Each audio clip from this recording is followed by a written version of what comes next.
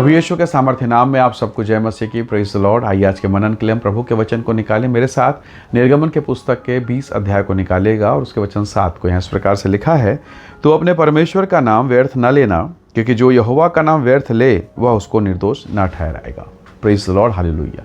प्रभु के लोगों, आपको पता है इस वचन के कारण इजरायली इतने भयभीत हो गए इतने ज़्यादा भयभीत हो गए कि समय के अनुसार लोगों ने परमेश्वर का नाम लेना ही बंद कर दिया।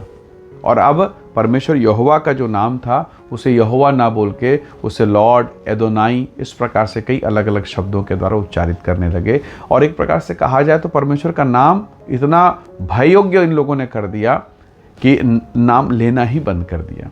प्रभु ने नहीं कहा मेरा नाम मत लेना, प्रभु ने कहा मेरा नाम व्यर्थ ना लेना। अगर व्यर्थ लिया तो दोषी ठहरोगे, व्यर्थ लिया तो दंडित होगे। तो इसका मतलब क्या है? कई बार हम परमेश्वर का नाम, जब हम इस बात को करते हैं तो यहाँ क्या लिखा है, तो कई बार हम परमेश्वर का नाम अपनी इच्छा पूर्ति के लिए, अपनी बात को रखने के लिए, सत्य साबित करने के लिए करते हैं। यही स्वभाव यहूदियों का था, फरीसी धर्म गुरुओं का था, कि परमेश्वर के नाम को अनावश्यक चीज़ों में इस्तेमाल करना, अनावश्यक बातों में इस्तेमाल करना, और ये परमेश्वर को बिल्कुल पसंद नहीं। अब इसी काम को देखे, परमेश्वर के नाम को, उस महिमामय नाम को यीशु ने बार बार इस्तेमाल किया। और उसने आपको और मुझको भी मौका दिया, हमें भी अवसर दिया। हमें भी कहा, प्रभु यीशु मसीह का प्रार्थना करते समय कहा, जो कुछ तुम पिता से मेरे नाम से मांगोगे वो तुम्हें देगा। Praise the Lord. तो यीशु सिखा रहा है, यहाँ नए नियम में सिखा रहा है, मेरा नाम लो, पिता का नाम लो, बातें करो। महिमा, अनुग्रह, दया और ग्रेस है, हालेलुया। पर पुराना नियम, मेरा नाम व्यर्थ ना लेना, नहीं तो दंड मिलेगा, तुम निर्दोष नहीं बचोगे। तो प्रभु के लोगों, वास्तव में परमेश्वर चाहता क्या है? परमेश्वर चाहता है हर एक भली वस्तुओं के लिए, हर एक उत्तम बातों के लिए, हर महिमा की बातों के लिए हम परमेश्वर का नाम लें। पर अनावश्यक बातें, व्यर्थ की बातें, फिजूल की बातें, जिससे परमेश्वर की महिमा ना हो, ऐसी बातों में हम परमेश्वर के नाम को शामिल ना करें।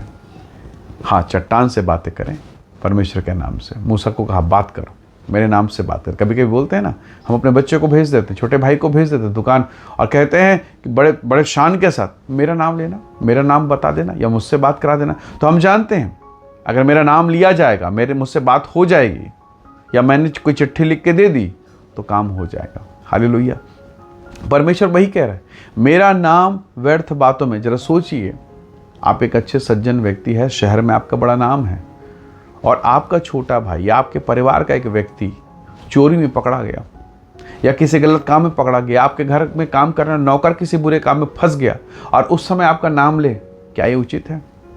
आप एक सज्जन व्यक्ति का अधिकारी हैं, और किसी ने आपके घर के किसी व्यक्ति को या नौकर को ट्रैफिक पुलिस ने पकड़ लिया, किसी अपराध में थाने में अरेस्ट हो गया, आपका नाम ले, क्या ये आपको अच्छा लगेगा? एग्जैक्ट वैसे ही परमेश्वर कह रहा है, तुम बुरे कामों में मेरा नाम साझी नहीं करना, तुम व्यर्थ के शारीरिक बातों में मेरा नाम मत लेना।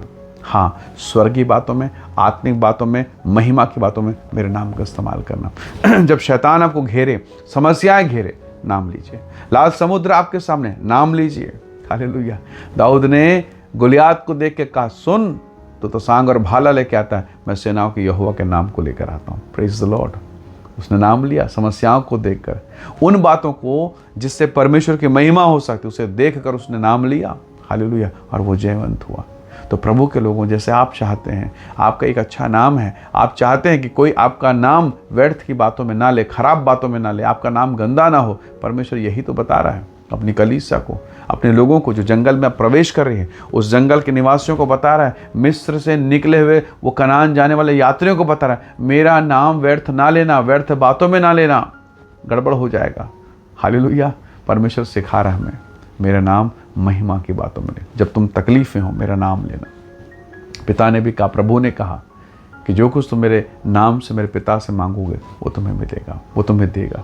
तो प्रभु के लोगों, हम मनुष्य होकर जब सोच सकते हैं हमारा नाम व्यर्थ बातों में ना शामिल हो, तो उस परमेश्वर की इच्छा क्या है? वास्तव में जब हम परमेश्वर का नाम लेते हैं, गोलियात के सामने, लाल सागर के सामने, वास्तव में परमेश्वर के नाम लेने के द्वारा हमारे काम बनते हैं। परमेश्वर का वचन कहता है, उसी के कोड़े खाने से तुम चंगे हुए हो। बाइबल कहती है, उसी के नाम, जो कोई प्रभु का नाम लेगा वो उद्धार पाएगा। अर्थात जो बातें पुराने नियम में वर्जित है, वो पुराने नियम के बाद नए नियम में अनुग्रह के द्वारा परमेश्वर ने कहा ये करो ताकि तुम उद्धार पाओ, नाम बोलो ताकि तुम महिमा को पाओ। हालेलुया। इसलिए बहुत सावधानी के साथ परमेश्वर के नाम का इस्तेमाल करें, महिमा की बातों में, पवित्रता के बाद, बंधन को तोड़ने के विषय में, क्योंकि ये वो नाम है जो सब नामों से ऊंचा नाम है। हर एक घुटना टिकेगा, हर जुबान कहेगी यीशु ही प्रभु है। उस नाम में वो सामर्थ है। आइए आज के दिन के लिए हम धन्यवाद करें कि वो नाम जो वर्जित था, वो नाम से गलतियां हो सकती थी, उस नाम को लेने से शायद हमसे गलती हो और हम दंडित हो जाएं,